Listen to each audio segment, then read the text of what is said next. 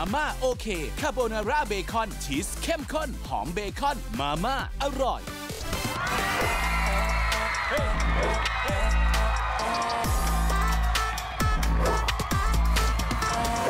กลับเข้าสู่ Project Alpha ครับในรอบ Survival Beta กับการต่อสู้เพื่อเป็นโชว์ที่ดีที่สุดครับโชว์แรกผ่านไปเป็นที่เรียบร้อยแล้วนะครับเบต้าทีมต่อไปครับที่จะขึ้นมาทำการแข่งขันต้อนรับกันเลยกับเบต้า V1 ครับ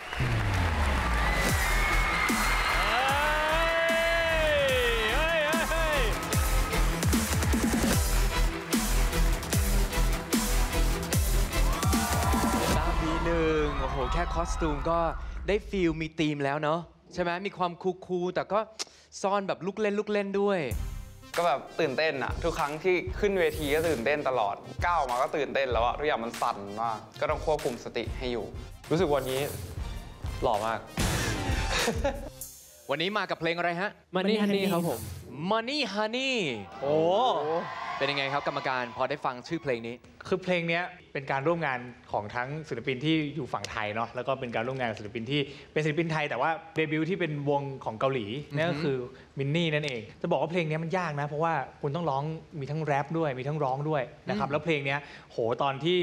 เขาปล่อยมาเนี่ยแป๊บเดียวเท่านั้นคือวิวพุ่งกระฉูดมากนะครับวันนี้รอดูเลยเพราะว่าต้องเป็นทั้งพี่ก๊อฟ F Hero เนาะมีทั้งยูบอยทีเจเดี๋ยวรอดูเลยว่าคุณจะสามารถทำได้หรือเปล่าถ้าแดนอยู่เดี๋ยวจะบอกว่ามาเอาเลยเอาล่ะไปพบกันเลยนะครับกับโชว์จากทีมเบต้า V1 ครับกับ Money Honey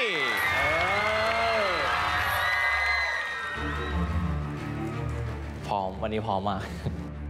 อยากจะบอกพี่ๆในทีมว่าแบบผมภูมิใจในตัวทุกคนมากก็เราผ่านอะไรกันมาเยอะมากตั้งแต่ร้องเต้นจนถึงวันนี้คิดว่าเราพร้อมมากๆพร้อมที่จะเป็น best show ของอาทิตย์นี้ครับทีมเราทำได้อยู่แล้วไม่ต้องกลัวมั่นใจโชว์ไปให้คนเห็นว่าทีมเราจะเป็น the winner ของวันนี้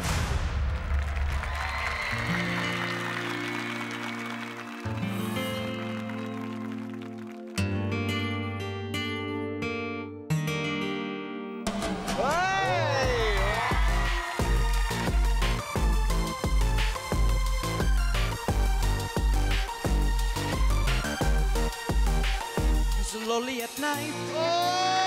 ไม่มีคนสักคนไหนดีมากมองเป็นพันที่ปลิวว่อนมากมายแต่ทำไมมันยังเงาไม่มีใครให้ talk to มีแต่กันไม่มี you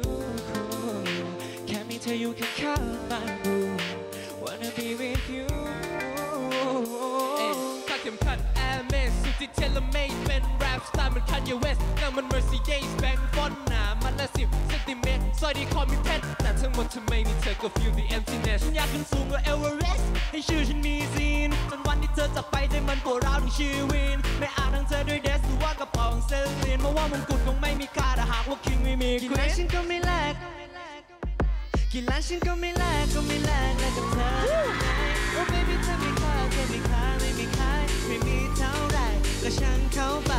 feel ให้มีอะไรทั้งโลกไม่มีเธ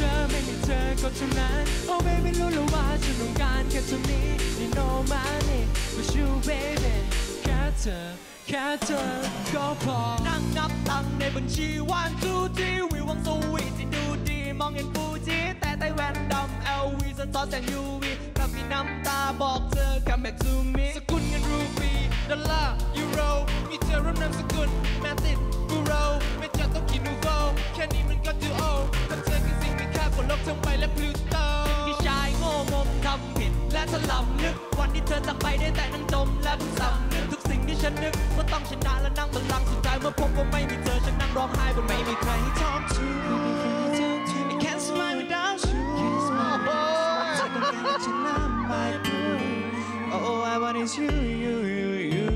กี่ล้านฉันก็ไม่แลกให้กับเธอได้ชนะไม่มีเท่าไรก็ช่างเข้าไป with you ไม่มีอะไรทั้งโลกไม่มีเธอก็เท่านั้นโอ้ baby รู้แล้วว่าฉันต้องการแค่เท่านี้ you know my name with you baby แค่เธอกี่ล้านฉันก็ไม่แลกให้กับเธอได้ชนะ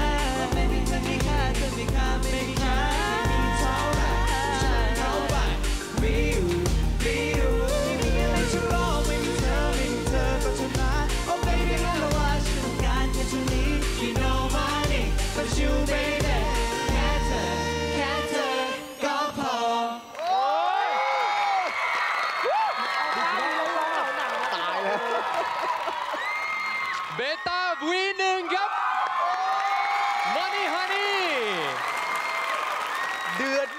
บนเวทีนี้บอกเลยว่าส่งผลกระทบต่อบัลลังก์อัลฟาได้พอสมควรเลยแน่ๆโอ้โหพี่โตตอนจบถึงกับปรบมือเลยอ่ะโอ้ยนึกว่าโชว์อัลฟาโอ้ยคนละแบบครับโชว์อัลฟาที่ผ่านมาเราดู4 คนเด่นในแบบของตัวเองแต่ผมพูดถึงทีมเวิร์กนะพูดถึงดูโอเวอร์ออลนะผมชอบโชว์นี้มากความที่เราดูแล้วรู้สึกว่ามันเด่นไปหมดไม่รู้จะมองใครอย่างเงี้ยมันดีเพราะในเวลาทำโชว์ด้วยกันมันคุณต้องเป็นแบบนั้นวันนี้ทุกคนดูหล่อมากพี่นั่งอยู่เนี่ยพี่ได้ยินตากล้องเขาบอกโอ้โหทำไมเด็กสมัยนี้มันหล่อขึ้นมากได้ยินจริงเขาพูดตากล้องนะตากล้องพูดเลยแมนแท้ๆเลยนะตอนเด็กๆเรายังดีดลูกแก้วเขาพูดผมได้ยินพี่พูดจริงคนแรกเขาพูดถึงเลยหงวันนี้คุณสุดยอดมากคุณเอาอยู่มากสายตาคุณดีและการแรปของคุณดีอังเปาวันนี้ดูหล่อมากเหมือนกันปรับนิดนึงพอแรปเนี่ยพี่ว่าโทนมันสูงไปหน่อยมันอาจจะกดโทนและไดนามิกให้มันไม่แหลมขนาดนี้ให้มันลงมานิดนึงอีกคนหนึ่งที่ดูโผล่ขึ้นมาเลยคืออาชิพูดตรงๆคือชื่ออาชิอาทิตย์ที่แล้วเรายังคุยกันเราไม่ได้พูดถึงเยอะขนาดนั้นแต่วันนี้เราหันมามองกันว่าโอ้โหวันนี้เด่นมากไทม์วันนี้คุณพี่ซานี่จะกรี๊ดแตกอยู่แล้วเนี่ยดูหน้าพี่ซานี่วันนี้คุณดีมากวันนี้ดีมากแต่ทุกคนเนี่ยขอปรบมือให้เลยว่าโชว์เนี่ยดีมากเหมือนอาทิตย์นี้ได้ดูโชว์อัลฟาสองโชว์โอ้โหผมก็รู้สึกแบบกดดันนิดนึงครับว่าเขาก็เพอร์ฟอร์มดีจริงอย่างที่กรรมการว่าโหดีเหมือนกันนะคือตอนแรกไม่คิดว่ามันขนาดนี้เหมือนรู้สึกตังหิดแล้วว่าโอ้โหที่นั่งกูสั่นแล้วอะไรเงี้ยผมสามารถพูดถึงวงนี้ได้ประมาณครึ่งชั่วโมงดูดีเลยผมว่าไม่มีเวลาให้ขนาดนั้น มันดีมากเลยกระชับอาชิสุดยอดว่ะอาชิแม่งมาจากไหนวะเนี่ยอาชิแม่งแบบคือจังหวะที่แบบเงยหน้าขึ้นมาเนาะพี่ตันเนาะโอเคกูชอบวงนี้คำเดียวเลยนะพี่ซื้อบัตรหลุมซื้อบัตรหลุมทุกคนดีหมดไทม์ทุกครั้งที่ไทม์ออกมาร้องแล้วพี่กรี๊ดเหมือนกันนะตุ้ยร้องดีมากแชมป์น่ารักมากคนที่ผมเพิ่งค้นพบก็คืออังเปาบทเขาเยอะมากเลยนะครับเขามีปีนแล้วหล่นใช่ไหมลงมาแล้วก็ปุ๊บผมรู้สึกว่าอินเนอร์เขาได้มากอ่ะเขาเหมือนเฟลิกซ์วงสเตย์คิดแล้วอ่ะแต่ว่าเสียดายเสียงเขาตอนนี้เขายังแรปยังไม่ได้เป็นแรปเปอร์อ่ะฮงก็จะเป็นแบบสายคูลๆนะเท่ๆแต่ว่าคุณเป็นแบบเหมือนไอ้ก๊อฟแบบแค่มันมีความแบบเอ็กซ์ซีฟออกมามันอาจจะแบบเป็นเสน่ห์ที่คุณไม่เหมือนใครเลยครับผมเมนอังเปาเนี่ยครับพี่ซานี้ไม่หยุดยิ้มเลยเมนไทม์ค่ะเฮ้ยเลือกเมนกันเหรอเลือกเมนเหมือนกันแต่จริงๆพี่จะบอกนะถ้าค่ายเนี่ยจะรับพวกหนูไปทำอีกวงก็ไม่ผิดมันลงตัวอ่างเปาเนี่ยมาในคาแรคเตอร์ที่แบบแรปอาจจะต้องฝึกเพิ่มนะลูกอย่างที่พี่ๆเขาบอกแต่หนูมีความดุดันฮงมีความเฟียสแชมป์มีความน่ารักอาชิคืออยู่หล่อเท่มาเลยเงยหน้าขึ้นมาฟาดพี่ได้เลยแบบโอเคบัตรหลุมอะไรหลุมมาท่ามออกมาคือแบบไม่ต้องทำอะไรเยอะเลยอ่ะคือหนูออกมาแล้วหนูรู้ว่าหนูต้องเป็นแบบไหนร้องไปหน้าอะไรคือดีไปหมดตุ้ยจริงๆข้อดีตุ้ยเยอะมากนะร้องเต้นและจำไว้นะลูกนะลูกหล่ออยู่แล้วไม่ต้องกังวลเรื่องรูปหน้าเราจะเย่เกหรือจะเหนื่อยหรือจะอะไรทำมันออกมาให้เต็มที่เท่าที่ทำได้เลยเพราะตอนนี้หนูแบบครบมากทีมงานมีเวลาให้ผมคอมเมนต์เท่าไหร่ครับ นั่งเครียดนะเพราะว่ารู้สึกว่ามันดีไปหมดเลยอะเวลาผมจะดูเคมีแล้วผมรู้สึกว่าเคมีของกลุ่มเนี้ยมันได้มากมันกลายเป็นว่าเหมือนเราดูวง1 วงขึ้นมาแล้วอะคนที่ผมรู้สึกว่าเขาเป็นลีดเดอร์ได้อาชิคุณมีความเป็นลีดเดอร์สูงมากคุณไม่ต้องทำอะไรเยอะแต่คุณเอาอยู่ทุกการสื่อสารแค่คุณเงยหน้าคือตายอะหลังจากนั้นคุณไม่ต้องพยายามจะโดดเด่นแต่คุณโคตรโดดเด่นมันไม่ได้หาได้ง่ายๆ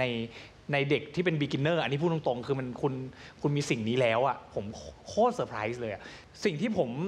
บอกกับตัวเองนะถ้าผมทำวง1 วงผมขอจองฮงเป็นเมนแรปได้ไหมโอ้เพราะว่าคุณรู้ไหมว่าเสน่ห์ของคุณอ่ะมันไม่ได้มีแค่การแรปอ่ะการเต้นของคุณการสื่อสารของคุณผ่านการใช้ร่างกายมือไม้ท่าทางคือมันพอดีไปหมดเลยอ่ะแล้วเสน่ห์คุณมันพุ่งมากของตุ้ยพี่จะแนะเสริมจากพี่ชนิดนิดเดียวตุ้ยแค่ต้องสื่อสารให้มากขึ้นนะครับตั้งใจเกินไปอ่ะตั้งใจที่จะโชว์เกินไปตั้งใจที่จะให้คนแบบมองฉันสิดูฉันสิมากจนเกินไปตุ้ยแค่สื่อสารกับสิ่งที่กำลังร้องอยู่แค่นั้นเลยแล้วตุ้ยจะใช้นิ่งได้มากกว่านี้อีกผมเห็นด้วยพี่โตครับนี่คือโชว์อัลฟาอีก1 โชว์สุดยอดมากจริงสุดยอดครับเบต้า V1 ครับ กับโชว์เมื่อสักครู่นี้กับ Money Honey